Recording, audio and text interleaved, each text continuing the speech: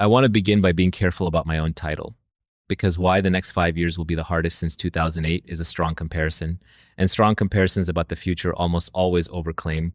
So let me say precisely what I mean, and just as importantly, what I do not. I am not predicting a repeat of 2008. I am not saying that a sudden financial crash of the same kind with the same mechanism is coming on a particular timeline, because I do not believe anyone can predict such things with that precision, and the people who have tried have mostly been wrong. And I am not trading in fear, because fear is a poor guide that produces reactive rather than deliberate decisions. What I mean when I invoke 2008 is something more precise and, I think, far more useful, and it has almost nothing to do with mortgages or with the specific mechanism of that particular crisis. It has to do with a pattern, an epistemic pattern that 2008 illustrates as clearly as any event in recent memory. And that is operating again now, and the pattern is captured in the second half of my title, the part that says almost nobody sees it. That is the real subject. Not a prediction of a specific crash, but the observation that structural vulnerability tends to be visible in advance to the very few who have the right framework, and invisible to almost everyone else, even when the information is entirely available, and that this pattern, the pattern of the visible but unseen, is operating right now in a way that rhymes with 2006 far more than most people are willing to consider. Let me be careful, as always, about the two extremes, because this subject pulls people hard toward one of them, and both are wrong. The first extreme is the doom prophecy, the confident prediction of an imminent and specific crash, the reading of my comparison as a forecast of catastrophe on a schedule. And this is wrong both because no one can forecast that way and because it substitutes drama for analysis. And the second extreme is the comfortable dismissal, the belief that things are fundamentally fine, that the concerns are the same overblown anxieties that always circulate, that the sensible posture is to relax and trust that the future will resemble the recent calm. This is the more common error, and it is more dangerous, because it is precisely the posture that almost everyone held in 2006. And it is precisely the posture that the visible but unseen pattern requires in order to persist. The truth is neither prophecy nor dismissal. The truth is that certain structural vulnerabilities are visible now in the available information. The way the vulnerability of 2006 was visible in the available information, and that almost nobody sees them now the way almost nobody saw them then, and that the value of the whole reflection is in understanding why that is, and in being one of the few who looks. So let me start with what 2008 actually teaches, because the lesson is almost universally misremembered, and the misremembering is itself instructive.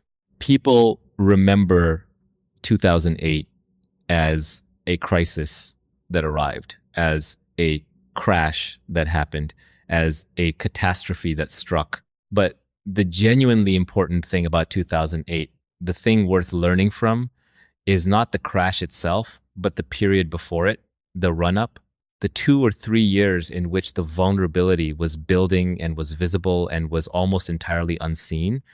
Consider the actual anatomy of it.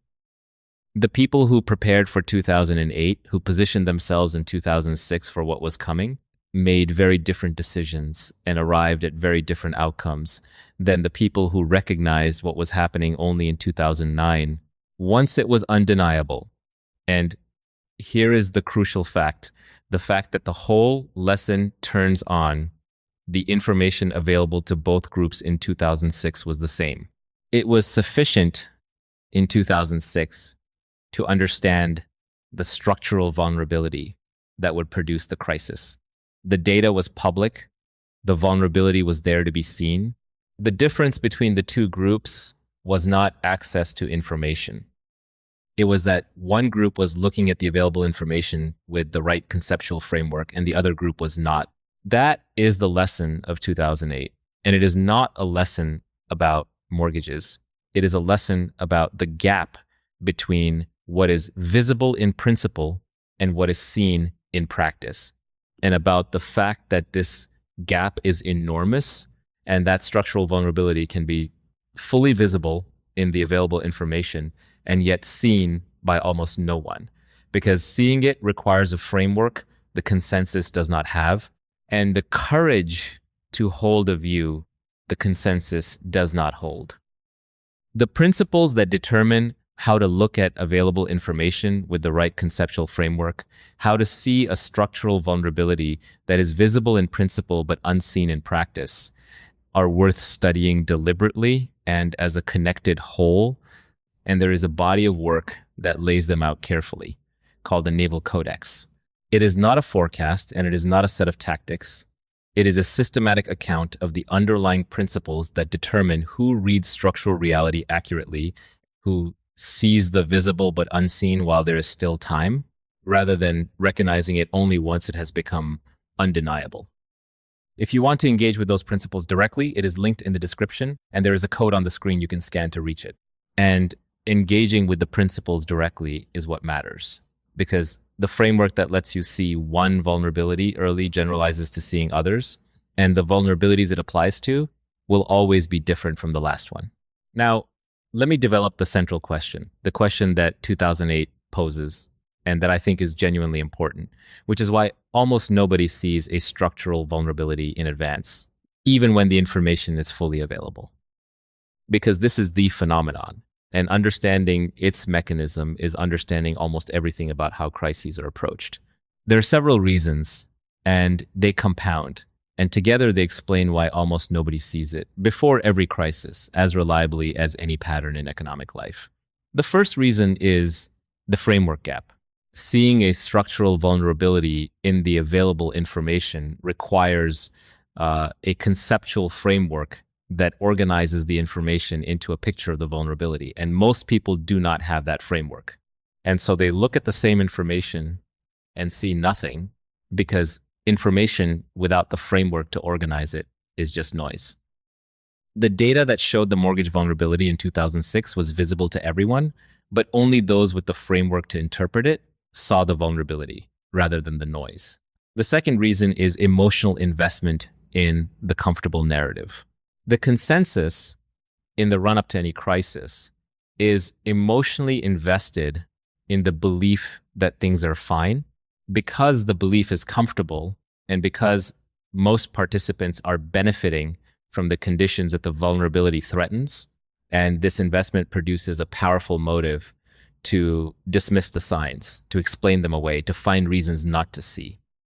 The third reason is that seeing it is contrarian and socially costly, that the person who says the vulnerability is there in the run-up, when the consensus is comfortable and the good times are still rolling, is dismissed as a pessimist or a perma-bear or someone who does not understand.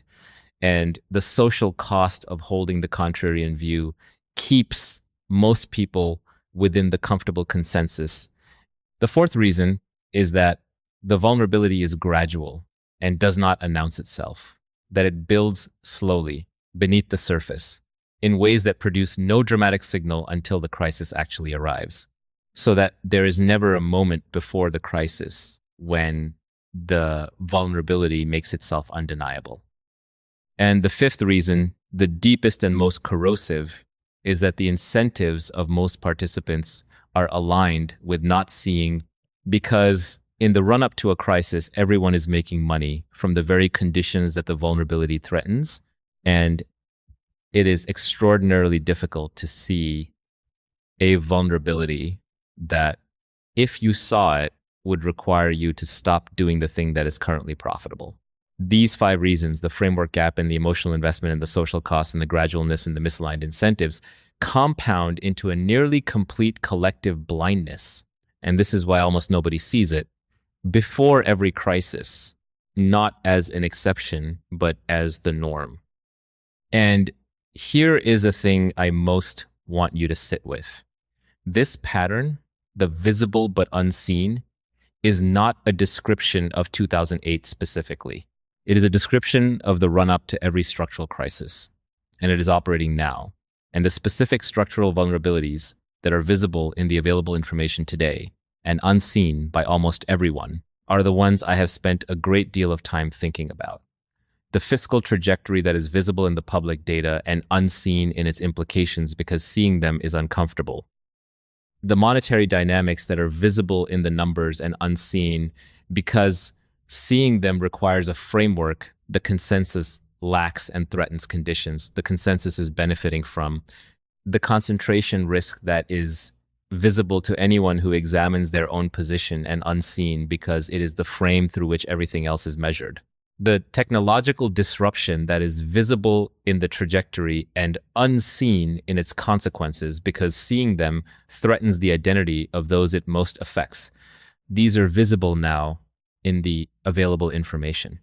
The way the mortgage vulnerability was visible in 2006 and almost nobody sees them. The way almost nobody saw the mortgage vulnerability, and I want to be precise that I am not predicting the same mechanism. I am pointing at the same epistemic pattern applied to different vulnerabilities, the pattern of structural weakness that is fully visible in principle and seen by almost no one in practice.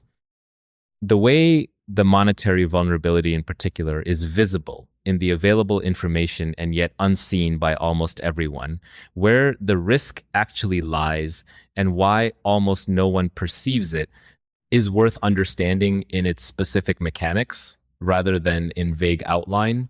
And there is a framework that traces exactly this, called the Dragon Pivot.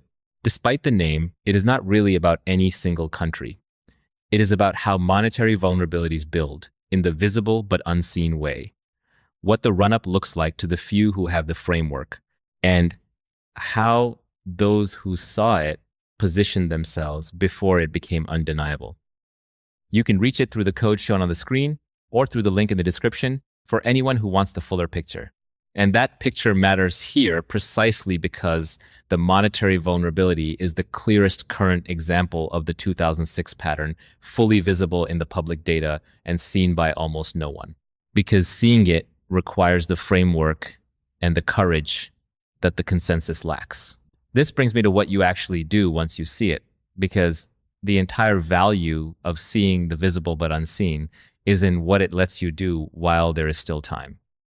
The people who saw the 2008 vulnerability and repositioned in 2006 did well, not because they were smarter, but because they saw it early and acted on it, and the same applies now.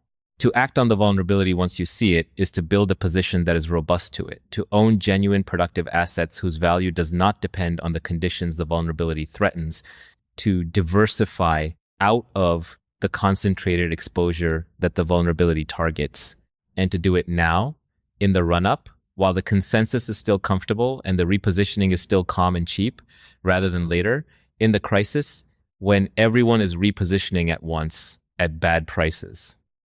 The person who sees the vulnerability and holds genuine productive capability is prepared.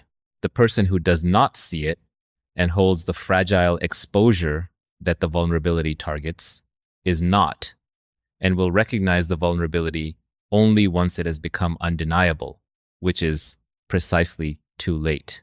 The work of building a position out of genuine productive capability, robust to the structural vulnerabilities that are visible now and unseen by most, rather than the fragile exposure those vulnerabilities target, is worth doing systematically and calmly and in the run-up, and there is a framework devoted precisely to that called the Sovereign Vault.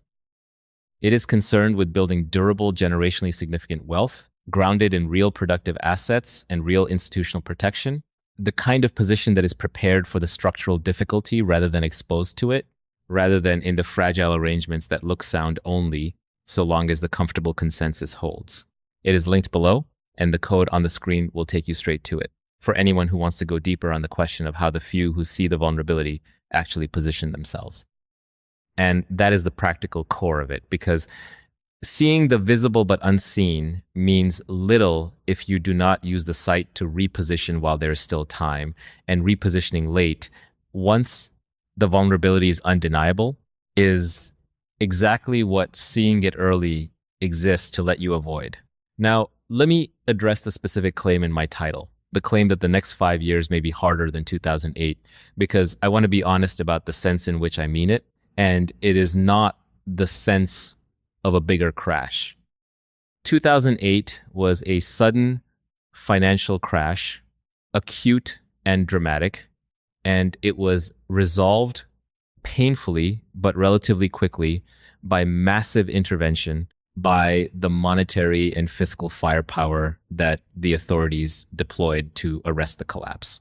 And here is why the coming difficulty may be harder, not because it is a bigger crash, but because it is a different kind of thing, slower and more structural and less amenable to the same interventions. The structural pressures I have described, the fiscal and the monetary in particular, are the kind of thing that the 2008 playbook cannot easily fix. Because the 2008 playbook was massive monetary expansion, and monetary expansion is itself part of the current structural problem, so that the very tool that resolved 2008 is a tool whose overuse has contributed to the present vulnerability and whose further use would deepen rather than resolve it. That is the sense in which the coming difficulty may be harder than 2008.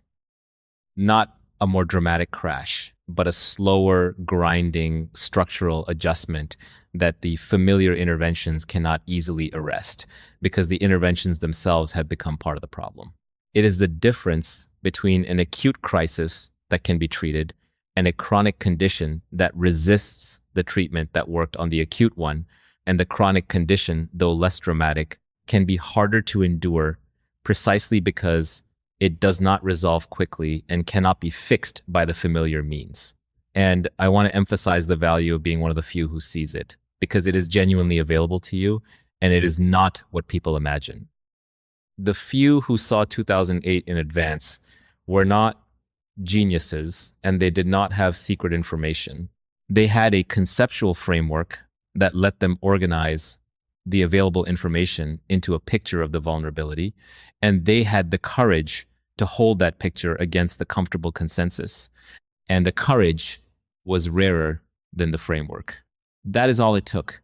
And the same is available now to anyone willing to look at the available information with the right framework and to take seriously what they see, even though almost nobody will. The information is public.